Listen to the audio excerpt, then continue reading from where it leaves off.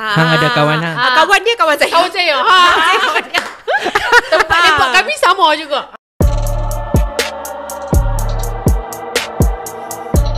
Assalamualaikum warahmatullahi wabarakatuh dan selamat kembali ke dalam podcast Talk to OZ yang dibawakan khas kepada anda oleh Sugar Girl Malaysia.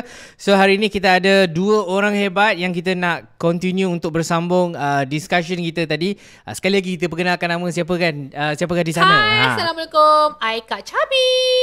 Hai, saya Mama Ilya Sugar Gold. Alright, so kita ada Mama Elia, kita ada Kak Chabi. So tadi kita dah discuss more on adik-beradik punya isu. Hari ni kita punya tema kita cakap utara. Ya. Okay, alright. Pure utara. Okay.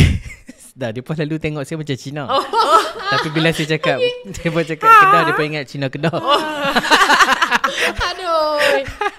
Okay, so untuk kali ni kita nak cakap pasal okay, kat luar sana mungkin ada orang yang macam mereka rasa susah nak buat bisnes adik-beradik ni. Betul. Kan? So apa rahsia ataupun apakah benda yang maybe Kak Chabi boleh share dulu tentang kalau nak buat bisnes dengan adik-beradik ni apa kena ada?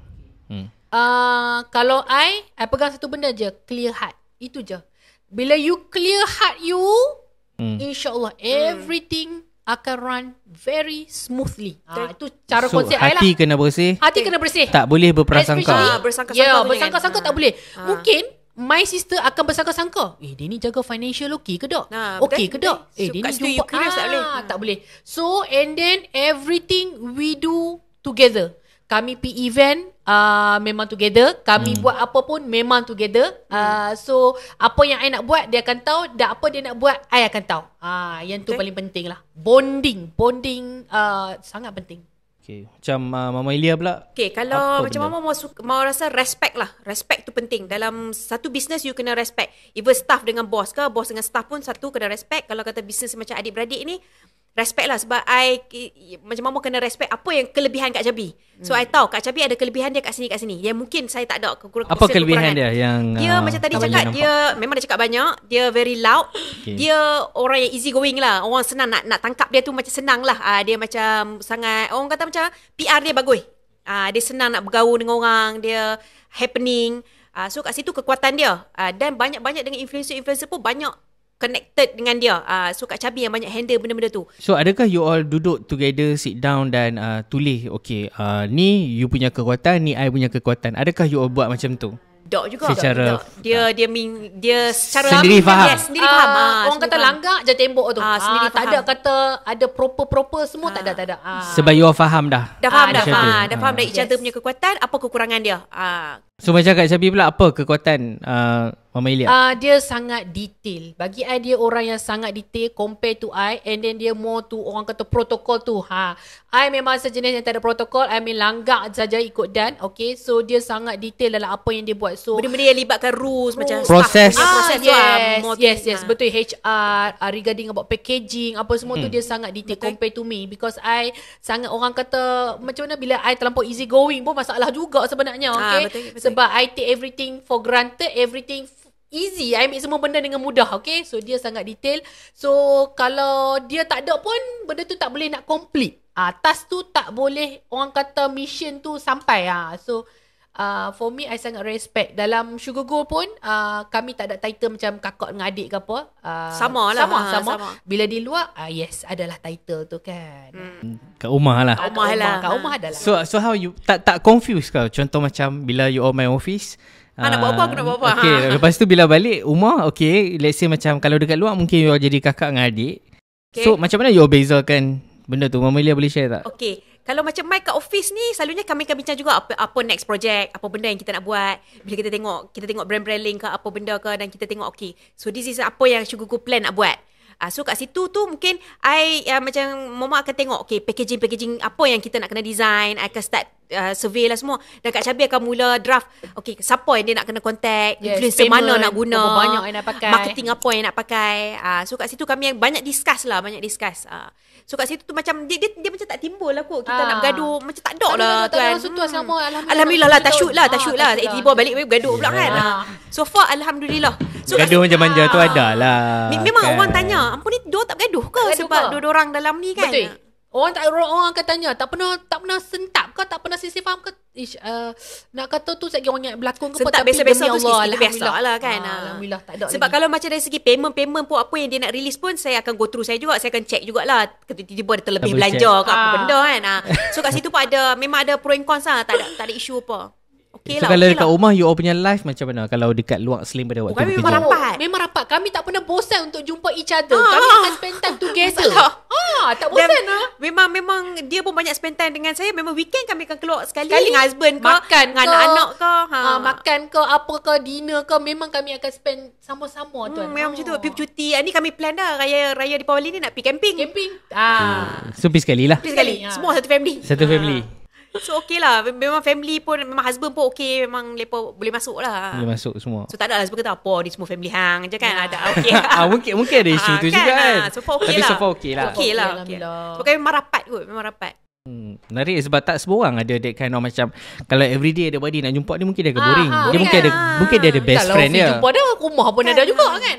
Kami okay Sebab je. dia mungkin ada macam circle kawan-kawan dia. Mungkin sebab ada orang mungkin macam okay, walaupun dia beradik, aku ada kawan aku. Hang ada kawan hang. Kawan dia kawan saya. Kawan saya. Tempat lepak kami sama juga. Orang yang sama. Orang yang yang kami sama. lepak. Kawan-kawan Orang kami, sama. circle kami pun kawan-kawan yang sama. Founder-founder yang Betul? sama. Memang pusing kat situ juga. Okay. Alright. So okay, saya nak tanya satu lagi soalan lah. Macam kita ada berapa minit lagi. Okay, kita baru start. Alright. Okay, ini isu yang panas lah selalunya. Okay, dekat luar sana selalu orang kata macam you all ada agent. Okay. Ada dropship apa semua, stockist kan, sistem agent. Mungkin ada dekat luar sana yang cakap macam kalau aku buat agent ni, jadi agent stockist ni, aku mengkayakan founder je. Ni selalu soalan yang selalu muncul lah. So apa pendapat ataupun perspektif Kak Chapi sendiri? Okay, actually I pangkah benda tu. Betul. Okay, sebab macam Sugar Go sendiri, kami sediakan bukan kata dari segi keuntungan saja tuan. Ini saya cerita lah, bukan kata kita kata mengkayakan founder saja. Tapi kami juga ada profit share, maksudnya reward. Reward yang kami sediakan untuk tahun 2020 saja, reward kami untuk tahun tu saja untuk leader kami, which is untuk whole team kami, hampir dekat RM400,000 cash. Wow. Kalau nak mengkayakan founder, saya dah buat rumah banglo, saya dah ada kereta yang sangat-sangat hebat, luar biasa. Tapi Alhamdulillah, saya tetap kongsi. Untung reward is reward.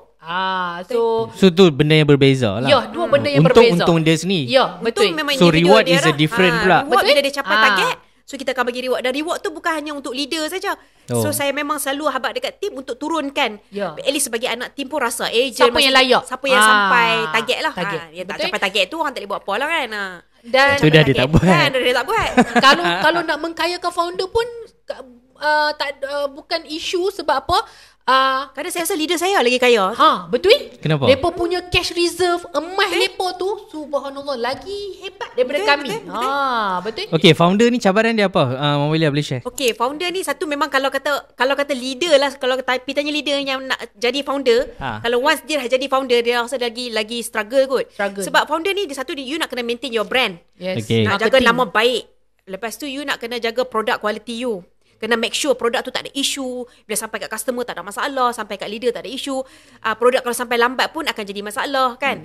Lepas tu nak quality marketing. Nak make sure produk you tu sentiasa diingati. Relevant. Sebagai HQ, kalau you tak buat marketing, nanti team akan kata tak ada marketing pun, susahnya nak jual. So benda-benda tu memang you kena ongoing. Setiap bulan, setiap masa, setiap hari you kena tahu apa benda produk you nak kena jalan. Benda apa yang nak kena bagi remind lah kat orang kan. So kat situ saya rasa cabaran sebagai founder bukan tak mudah lah. Founder ni bukan hanya benda yang orang ingat macam dia kaya, boleh lah kan. Mengkayakan founder, tak kot. Sebab dekat bahu founder tu lagi banyak benda yang dia kena fikir. Apa yang ada dekat bahu founder kalau boleh share? Secara kita buat ni, kita nak cerita reality. Okay, kalau kata kadang-kadang team bergaduh pun founder nak kena fikir. Okay. Staff. Kalau staff yang Kilang. isu staff. Supplier barang sampai lambat ke. Ada isu raw sebelum ni, isu material. kilang semua ni. So far Pernah berlaku? Kalau nak isu bak kilang pun selalunya bak lambat raw material nak keluar. Lari lah estimation date dia tu lari. So kita dah ada planning benda-benda tu lah. Dan pada masa yang sama macam Sugar Go pun kerap buat event. Tuan sendiri pun pernah turun event kami. Dan setiap kali bila kita spend untuk event-event tu mencecah kadang-kadang 5 angka, 6 angka juga. So, salah satu lagi saya rasa dekat both founder ni benda ni yang memang mungkin semua founder saya rasa lah, dia paling takut kalau tiba-tiba team ambil barang tu tak jalan. Slow betul? Ke lambatkan ke. Saya rasa mostly semua founder akan rasa benda tu lah. Especially kalau saya memang saya akan rasa macam ya Allah, bang aku tak keluar ke, bang aku tak slow ke kan, macam mana nak tolong team. Itu benda yang memang sebagai leader mungkin saya rasa benda tu memang sebab founder akan rasa kami akan kena fikir benda tu sebab leader ambil barang kita dan lepas payment bayar. So tanggungjawab besar lah untuk kita ni. Cuma marketing ni satulah, saya selalu tengok marketing ni kadang-kadang tuan, you gunalah 7 langit 7 bumi punya marketing pun, kalau Allah tak izin, Allah tak izin juga. Kalau Allah izin, macam tu je. So however you need to orang kata follow the flow jugalah. Benda ni atas izin Allah juga. Kalau HQ dah pump sampai 100,000 pun Allah tak izin juga. Kalau Allah nak bagi you guna dengan marketing 1,000 pun Allah meletup-meletupkan benda tu juga. Bagi I lah benda tu. So kalau tanya tentang berapa cost yang I think you rasa macam cost yang dah dikeluarkan yang mungkin you rasa benda tu adalah satu kerugian. Contoh macam benda yang mungkin you dah spend tapi benda tu tak berbaloi. Ataupun maybe kesilapan you. Berapa you rasa anggaran dalam RM yang mungkin you mungkin silap buat. Ada banyak lah. Maknanya benda yang you dah spend tapi tak menjadi. Berapa agak-agak you dah spend? Yang tu I rasa I spend 6 angka. Which is berapa benda tu 100,000 lah. 100 lebih ribu. Which is I tak nampak dia punya return tu. Memanglah benda tu memang takkan nampak return, tapi I tak nampak benda tu is a good investment for the company. Dan saya rasa saya tak mau buat akut kesilapan tu. Macam Mama Elia ada tak? So far yang tu benda yang sama lah kot. Benda yang sama, yes. Benda yang sama. Yang tu saya rasa macam masa tu tengah-tengah hot benda tu. So kita pun cuba buat dan benda tu lah. Dan salah satu marketing yang you all should try. Tapi itulah benda tu marketing macam I cakap macam tadi lah. Macam digital marketing lah. So bagi kami masa tu tak berbaloi lah. Tak relevan. Bukan tak relevan, macam tak ada return. Tak ada return lah. So maknanya benda yang you dah spend maybe beratus ribu tu. Yes, betul. Benda yang you rasa macam silap lah. Yes. As I said just now, macam I kata tadi, semua tu atas izin Allah. Mungkin kalau I buat benda tu Allah izin, betul? Mungkin boleh meletup. Tapi kerana mungkin Allah tak izin I buat marketing tu, you spend marketing millions pun kalau Allah tak izin, tak izin juga. Sebab the orang kata apa, benda yang akhir sekali adalah dengan izin dia. Allah yang pegang hati hamba dia kan. Alright. So I think maybe our last part adalah maybe Kak Capi boleh share sikit apa nasihat you ataupun apa based on perspektif experience yang you boleh share dengan orang di luar sana kalau dia buat bisnes. Apa yang dia kena tahu? Satu, bagi I, tolong kalau you nak buat bisnes, dah nak masuk 7 tahun Kak Cabi dalam industri bisnes kosmetik ni, tolong jaga ukhuwah. Yang tu sangat I jaga. Dan I, kalau tuan jumpa letak saya dengan leader-leader saya, dengan kawan-kawan rakan founder saya tak ada isu nak boleh duduk dengan lepas semeja. Maksudnya kami tak suka nak bergaduh kot. Tak suka gaduh. Tak suka nak kiri-kiri orang ke, ataupun kami ada isu dengan leader ke. Saya tak pernah ada isu dengan leader ataupun kawan-kawan saya, which is saya memang boleh blend dengan semua orang. Saya tak ada isu kata itulah sentak dengan ni, sentak dengan itu. No, never. Yang tu first. Tak kira tipu lah kalau kata kita ni bagus sangat kan. Mesti ada orang pun tak mati. Kami mesti ada tim pun yang macam lepas ni kan. Orang kata banyak simpan tapi saya takkan fikir kenapa macam ni, kenapa macam kami macam dengar je. Jadi manusia macam tu. Digest je lah. Saya malas nak pergi kiri-kiri orang, nak pergi tanya-tanya tu. Memang malas lah. So kat situ tu memang, so secara tak langsung saya biarkan benda tu. Kalau kata kita jumpa orang tu pun kita buat macam cara biasa. Kan? So tak ada isu. So kalau kita start create pergaduhan ke apa, nanti susah kalau terjumpa ke apa kan. Pernah ada haters tak? Mesti ada yang condemn-nya. Mesti ada team yang kat luar sana yang compare HQ ni dengan HQ ni, kan. Betul. Founder ni dengan founder ni. So benda tak sama kan. So mesti ada punya. Saya ni kerak jari mesti ada punya. Nombor 2 tips. Nombor 2, sekecil-kecil penghargaan, sekecil-kecil kejayaan perlu ada penghargaan. Tolong hargai. Walaupun ni untuk orang yang newbie walaupun hari ni anak team you Mary stock hanyalah 1 pieces, 2 pieces. Selalu I pesan kepada anak team, sorry I tak berapa sihat sikit. Okay. Selalu I pesan kepada anak team, takkan mai 4, 5, 7, 10. Kalau you 1 dan 2 tu pun you tak pernah hargai. Tu faham? Okay, faham? Bahasa Melayu saya. Appreciate kenapa yang orang buat tu kita kena appreciate orang yang ada di sekeliling you. Satu lagi bagi saya rasa bisnes ni dia simple lah. Dia simple sebab bukan simple lah, maksudnya bukan simple tu senang. Bukan senang. Dia simple apa? Dia mindset lah, betul. Mindset kena simple. Diri sendiri. Kalau macam selalu lah duk abang kat team. Kalau saya rasa macam saya boleh buat bisnes tapi the whole family kata saya tak boleh buat, saya pasti saya boleh buat sebab diri saya kata saya boleh. Yes. Kalau satu family semua satu dunia kata saya boleh buat tapi saya sendiri malas, saya sendiri ragu-ragu, saya rasa macam boleh ke tak boleh? Confirm bisnes tak ready. Yes. Kalau saya sendiri pun suam-suam kuku, minat tak minat, saat pergi office, tak pergi office kan. Saya sampai sekarang kalau saya ingat tuan punya ni dan sampai sekarang saya masih guna ayat tuan tu. Manusia ni involve dengan emosi, bukannya robot. Hari ni dia rasa nak berniaga, hari ni dia rasa nak tidur, hari ni dia rasa nak buat gila-gila. So, macam yang tuan cakap tu memang betul. Dah nak masuk 7 tahun ni memang saya jumpa macam-macam ragam manusia. Sat lagi down, sat lagi lemau, sat lagi ni.